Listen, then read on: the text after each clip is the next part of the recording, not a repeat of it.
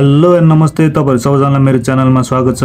र आजको यो मेरो भिडियो एकदम खतरा हुनेवाला छ, किनभने यो मेरो भिडियो अन्तिमसम्म हेर्ने मान्छेले आफ्नो जन्मकुण्डली, आफ्नो चिना आफैले घर बसी एनालाइसिस गर्न सक्दछ। आफ्नो जन्मकुण्डली चिना देखाउनलाई कुनै ज्योतिषका दायरा नै पर्दैन, किनभने यो भिडियोमा मैले धेरै महत्त्वपूर्ण कुरो पनि एकदम सामान्य तरिकाले बुझाउनेवाला छु। त्यसैले यो मेरो भिडियो ध्यान दिएर अन्तिमसम्म हेरिदिनु होला। र अब समय खेर नपालिकन हामी हाम्रो भिडियो सुरु गर्दछौँ। र हाम्रो जन्मकुण्डलीको संरचना चाहिँ यो प्रकारको रहेको छ र यो जन्मकुण्डलीलाई लग्न कुण्डली पनि भन्ने गरिन्छ। र हामीलाई जन्मकुण्डली बुझ्नको लागि चाहिँ तीनटा कुरा बुझ्न अति आवश्यक छ। र ती तीनटा कुरा के हुन् भन्दाखेरि 12 वटा भाव अथवा 12 वटा घर, भाव र घर जे भने नि एउटै नै हो। र दोस्रो रहेको छ 12 वटा राशि र तेस्रो रहेको छ 9 वटा ग्रह। यति तीनटा कुरा हामीले बुझ्यौँ भने कुण्डली बुझ्न हामीलाई धेरै सजिलो हुन्छ। र अब पहिला हामी 12 वटा भाव अथवा 12 वटा घरको बारेमा बुझ्न गइरहेका छौँ। 12 वटा भाव अथवा घर भन्नाले चाहिँ अरू केही पनि होइन, यो हाम्रो पुरै जन्मकुण्डलीको संरचनालाई चाहिँ 12 वटा टुक्रामा विभाजन गरेको हो। र त्यही टुक्रा 12 वटा टुक्रालाई नै 12 वटा भाव अथवा 12 वटा घर भन्ने गरिन्छ। हाम्रो 12 वटा भाव अथवा 12 वटा घर सधैँ यहाँबाट सुरु हुने गर्दछ। र हाम्रो 12 वटा भाव सधैँ एन्टी क्लकवाइज घुम्ने गर्दछ। र यहाँबाट सुरु भएर यसरी एन्टी क्लकवाइज घुम्दै घुम्दै घुम्दै घुम्दै घुम्दै घुम्दै घुम्दै घुम्दै यसरी यो कोठामा आएर सिद्धिने गर्दछ। र हाम्रो 12 वटा भाव अथवा 12 वटा घर यहाँबाट सुरु हुने भएको कारणले गर्दाखेरि यसलाई चाहिँ पहिलो भाव अथवा पहिलो घर भनिन्छ। यो पहिलो भयो। त्यसै गरी यो दोस्रो भाव अथवा दोस्रो घर, यो तेस्रो, यो चौथो, यो पाँचौँ, यो छैटौँ, यो सातौँ, यो आठौँ, यो नौौँ, यो दसौँ, यो 11औँ र त्यसै गरी यो अन्तिम 12औँ। र यो जन्मकुण्डलीमा 12 वटा भाव अथवा 12 वटा घर कहिले पनि चेन्ज हुँदैन। त्यो चाहे जोसुकै कुण्डली किन्न होस्, चाहे त्यो देशको राजा प्रधानमन्त्रीको कुण्डली किन्न होस् अथवा मन्दिरमा बस्ने जोगी बाबा साधुको कुण्डली किन्न होस्, मेरो कुण्डली किन्न होस्, तपाईँको कुण्डली किन्न होस्, यो बाटोमा हिँडिरहेका मान्छेहरूको कुण्डली किन्न होस्, यो कुण्डलीमा भाव चाहिँ कहिले पनि चेन्ज हुँदैन। जोसुकै जस्तोसुकै मान्छे हो किन्न होस्, यो 1 नम्बर भाव सधैँ यही नै रहन्छ, 2 नम्बर भाव सधैँ यही नै रहन्छ, 3 नम्बर भाव सधैँ यही नै रहन्छ, 4 यही नै रहन्छ, 5 यही नै रहन्छ, 6 यही नै रहन्छ, 7 यही नै रहन्छ, 8 यही नै रहन्छ, 9 यही नै रहन्छ, 10 यही नै रहन्छ, 11 यही नै रहन्छ, 12 यही नै रहन्छ। यो चाहिँ कहिले पनि चेन्ज हुँदैन, चाहे धनी होस् गरिब होस्, त्यो मतलब हुँदैन। र यो जन्मकुण्डलीमा हरेक भाव अथवा घरले केही न केही कुराहरू बताइरहेको हुन्छ। जस्तै कि यो पहिलो भाव अथवा पहिलो घरले तपाईँको बारेमा बताउने गर्दछ। तपाईँको शरीर कस्तो हुन्छ, तपाईँको शरीरको रङ कस्तो हुन्छ, तपाईँको पर्सनालिटी कस्तो छ, तपाईँको स्वभाव कस्तो छ, तपाईँको स्वास्थ्य कस्तो छ, तपाईँको सोच्न सक्ने क्षमता कस्तो छ, तपाईँको थट प्रोसेस कस्तो छ भन्ने कुरा चाहिँ यो पहिलो भावले बताउने गर्दछ। र त्यसै गरी दोस्रो भाव अथवा घरले चाहिँ तपाईँको धन सम्पत्तिको बारेमा बताउने गर्दछ। तपाईँको धन सम्पत्ति साथसाथै तपाईँको परिवार र तपाईँको बोली वचन बाणी कस्तो हुन्छ भन्ने कुरा दोस्रो भावले देखाउने गर्दछ। र त्यसै गरी तेस्रो भावले तपाईँको परिश्रमको बारेमा बताउने गर्दछ। र परिश्रमका साथसाथै तपाईँको साहसको बारेमा बताउने गर्दछ। र आफूभन्दा सानो भाइ बहिनीसँगको सम्बन्ध कस्तो हुन्छ भन्ने कुरा नै यो तेस्रो भावले बताउने गर्दछ। र त्यसै गरी चौथो भाव अथवा चौथो घरले तपाईँको मान सम्मान, समाजमा रहने मान सम्मानको बारेमा बताउने गर्दछ। र तपाईँको आमा, घर र सुख सुविधाहरू, गाडी बाइक साधनहरूको बारेमा नि यो 4 नम्बर भावले बताउने गर्दछ। र त्यसै गरी यो 5 नम्बर भाव अथवा घरले चाहिँ तपाईँको सन्तानको बारेमा बताउने गर्दछ। तपाईँको शिक्षा, तपाईँको बुद्धि कस्तो रहनेछ भन्ने कुरा 5 नम्बर भाव अथवा घरले बताउने गर्दछ। र त्यसै गरी 6 नम्बर भाव अथवा 6 नम्बर घरले तपाईँको जीवनमा हुनसक्ने दुर्घटना, रोग, शत्रुको बारेमा बताउने गर्दछ। र त्यसै गरी 7औँ भाव अथवा 7औँ घरले तपाईँको वैवाहिक जीवनको बारेमा बताउने गर्दछ। तपाईँको लाइफ पार्टनर कस्तो हुन्छ र लाइफ पार्टनरको साथसाथै सप्तम भावले चाहिँ बिजनेस पार्टनरको बारेमा पनि बताउने गर्दछ। र त्यसै गरी यो 8औं भाव अथवा 8औं घरले चाहिँ तपाईको मृत्यु, आयु र गुप्त कुराहरू, रिसर्चहरूको बारेमा 8औं भावले बताउने गर्दछ।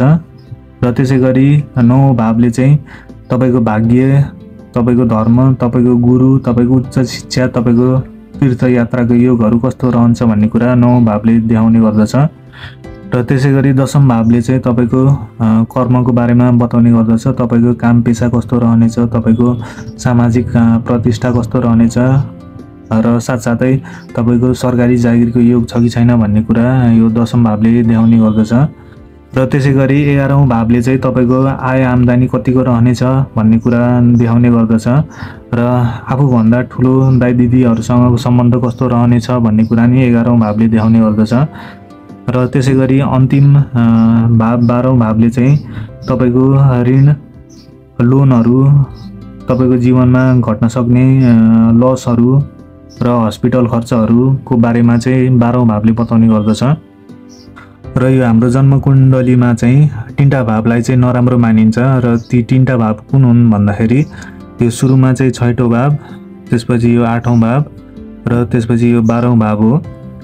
तर यो सधैँ नराम्रो हुन्छ भन्ने पनि हुँदैन। यो चाहिँ ओभरअल एनालाइसिस गरेर मात्र भन्न सकिने कुरा हो। कहिलेकाहीँ यही 3टा भावले मान्छेलाई धेरै प्रगति गराइरहेको हुन्छ। त्यसै कारणले यतिकै भन्न सकिने कुरा चाहिँ होइन। तर सामान्य रूपमा बुझ्दाखेरि चाहिँ यो 6औं, 8औं र 12औं भावलाई चाहिँ नराम्रै मानिन्छ। र यो जन्मकुण्डलीमा चाहिँ कहिले पनि यो भावको सङ्ख्या चाहिँ कहिले पनि लेखेको हुँदैन। भाव नम्बर अथवा घर नम्बर कहिले पनि लेखेको हुँदैन। यो 1, 2, 3, 4, 5, 6, 7, 8, 9, 10, 11, 12 भनेर यसरी कहिले पनि लेखेको हुँदैन। यो चाहिँ मैले तपाईँहरूलाई बुझाउनलाई मात्र लेखेको हो। यसमा भावको नम्बर चाहिँ लेखेको हुँदैन, तर राशिको नम्बरहरू चाहिँ लेखेको हुन्छ। र अब हामी जान्छौँ राशितर्फ। हाम्रो 12वटा भाव र घर तपाईँहरूले बुझ्नुभयो होला। र अब हामी बुझ्छौँ 12वटा राशिहरू। हाम्रो 12वटा राशिहरू के छन् भन्दाखेरि हामीले यहाँ हेर्न सक्छौँ। 1 नम्बरमा मेष, 2 नम्बरमा वृष, 3 नम्बरमा मिथुन, 4 नम्बरमा कर्कट, 5 नम्बरमा सिंह, 6 नम्बरमा कन्या, 7 नम्बरमा तुला, 8 नम्बरमा वृश्चिक, 9 नम्बरमा धनु, 10 नम्बरमा मकर, 11 नम्बरमा कुम्भ र 12 नम्बरमा मीन राशि रहेको छ। र त्यसै गरी हाम्रो यो 9वटा ग्रहहरू रहेका छन्। र ती 9वटा ग्रह के हुन् भन्दाखेरि एउटा मङ्गल, शुक्र, बुध, चन्द्र, सूर्य, अनि बृहस्पति, शनि, अनि राहु र केतु गरेर हाम्रो 9वटा ग्रह रहेका छन्। र त्यसै गरी हाम्रो मेष ग्रहको स्वामी चाहिँ मङ्गल ग्रह रहेको छ।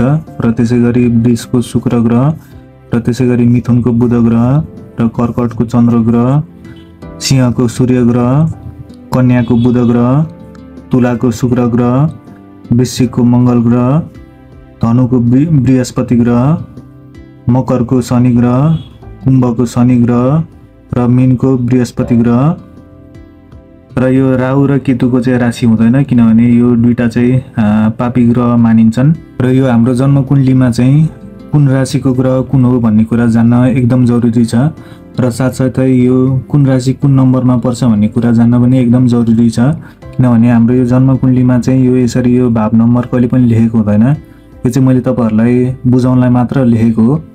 र अब हामी यो भाव नम्बरहरू मेटेर यो राशिको नम्बरहरू लेख्न गइरहेका छौँ। र यसरी मैले भाव नम्बर अथवा घर नम्बर मेटिसकेको छु। र अब मैले यहाँ राशिको नम्बरहरू लेख्न गइरहेको छु। र राशिको नम्बर पनि सुरुवात चाहिँ यही घरबाट हुन्छ। जहिले पनि सुरुवात चाहिँ यही घरबाट हुन्छ, तर जुन नम्बरबाट नि स्टार्ट हुनसक्छ त्यो चाहिँ फिक्स हुँदैन। यहाँ 1 नम्बरबाट स्टार्ट पनि हुनसक्छ, 5 नम्बरबाट हुन पनि सक्छ, नत्र एकैचोटि 12 नम्बरबाट स्टार्ट हुन पनि सक्छ। त्यो चाहिँ फिक्स हुँदैन। अब मैले तपाईँहरूलाई यहाँ बुझाउनको लागि मैले चाहिँ यहाँ 9 नम्बरको राशिबाट सुरु गर्न लागिरहेको छु। अब यहाँ यसरी 9 भयो, यहाँ यसरी 10, यहाँ 11, यहाँ 12, यहाँ 13। अब हामीले यहाँ 13 लेख्न मिल्यो त? मिलेन नि। किन मिलेन भन्दाखेरि हाम्रो टोटल राशि कतिवटा छ? 12 वटा छ। त्यसैले हामीले यो यहाँ 13 नम्बर लेख्न मिलेन। यहाँ फेरि 1, यहाँ फेरि 1 देखि नै स्टार्ट हुन्छ। यहाँ 2, यहाँ 3, यहाँ 4, यहाँ 5, यहाँ 6, यहाँ 7, यहाँ 8, यहाँ 8 आएपछि यहाँ 9 छँदैछ। र यसरी हाम्रो जन्मकुण्डलीमा चाहिँ यसरी चाहिँ राशिको नम्बरहरू लेखेको हुन्छ। र यसै गरी हामीलाई यो पहिलो घर अथवा पहिलो भाव चाहिँ एकदम जरुरी छ, किनभने हामीले लग्न हेर्ने यही पहिलो भावबाट हो। लग्न कसरी हेर्ने भन्दाखेरि यो पहिलो भावमा चाहिँ कुन राशि आएर बसेको छ हामीले त्यो हेर्नु जरुरी छ। र हामीले यहाँ देख्न सक्दछौँ पहिलो भाव अथवा पहिलो घरमा 9 अङ्क लेखिएको छ। र 9 नम्बर भने कुन राशि हो भन्दाखेरि हामीले यहाँ हेर्न सक्दछौँ। र 9 नम्बर भनेको धनु राशि पर्दछ। यो चाहिँ धनु लग्न भएको जन्मकुण्डली रहेको छ। र कुन भावमा कुन राशि बसेको छ भन्ने कुरा बुझ्नको लागि चाहिँ यो हाम्रो मैले अघि पनि भनिसकेँ यो पहिलो भाव हो। र पहिलो भावमा 9 नम्बर लेखेको छ, यो चाहिँ धनु राशि हो। र त्यसै गरी दोस्रो भावमा 10 लेखेको छ, यो मकर राशि हो। र त्यसै गरी तेस्रो भावमा 11 लेखेको छ, कुम्भ राशि हो। र त्यसै गरी चौथो भावमा 12 लेखिएको छ, 12 भनेको मीन राशि हो। र त्यसै गरी पाँचौँ भावमा 1 लेखिएको छ, 1 भनेको मेष राशि हो। र त्यसै गरी छैठौँ भावमा 2 लेखिएको छ, 2 भनेको वृष राशि हो। र त्यसै गरी सातौँ भावमा 3 लेखिएको छ, त्यो भनेको 3 भनेको मिथुन राशि हो। र त्यसै गरी आठौँ भावमा 4 लेखिएको छ, 4 भनेको कर्कट राशि हो।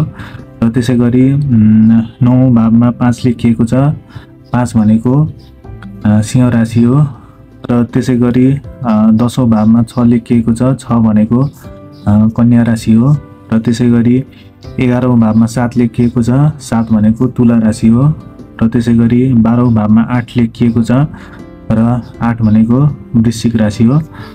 र यसरी यहाँ 9बाटै स्टार्ट हुन्छ भन्ने कहिले पनि हुँदैन। यहाँ जुनसुकै अङ्कबाट नि स्टार्ट हुनसक्छ, यहाँ 12बाट स्टार्ट पनि हुनसक्छ। यहाँ 12बाट स्टार्ट भयो भने यहाँ 1 आउँछ, 2 आउँछ, 3 आउँछ, 4, 5, 6, 7, 8, 9, 10, 11 यसरी क्रमशः बढ्दै जान्छ। र यसै गरी अब कुण्डलीमा म ग्रहहरूको नाम लेख्न गइरहेको छु। तर यो पुरै नाम लेखिएको चाहिँ हुँदैन कुण्डलीमा, यो सुरुको शब्द मात्र लेखिएको हुन्छ। र हामीले यो सुरुको शब्दबाट बुझ्नुपर्ने हुन्छ कुन चाहिँ ग्रह आएर बसेको रहेछ भन्ने कुरा। र म अब यो सुरुमा मङ्गल ग्रहबाट सुरु गर्दैछु। र मानिलिउँ मङ्गल ग्रह यो चौथो भावमा बसेको रहेछ। यसरी मङ्गल ग्रह भनेर हामीले चिन्नुपर्छ यो सुरुको अक्षरबाट। र त्यसै गरी शुक्र ग्रह मानिलिउँ यो 7औँ भावमा आएर बसेछ। र त्यसै गरी बुध ग्रह यहाँ आएर बसेछ। र त्यसै गरी चन्द्र ग्रह यहाँ आएर बसेछ। र त्यसै गरी सूर्य ग्रह यहाँ आएर बसेछ। र त्यसै गरी बृहस्पति मानिलिउँ यहाँ आएर बसेछ। र त्यसै गरी शनि यहाँ आएर बसेछ। र राहु यहाँ आएर बसेछ। अनि केतु ग्रह यहाँ आएर बसेछ।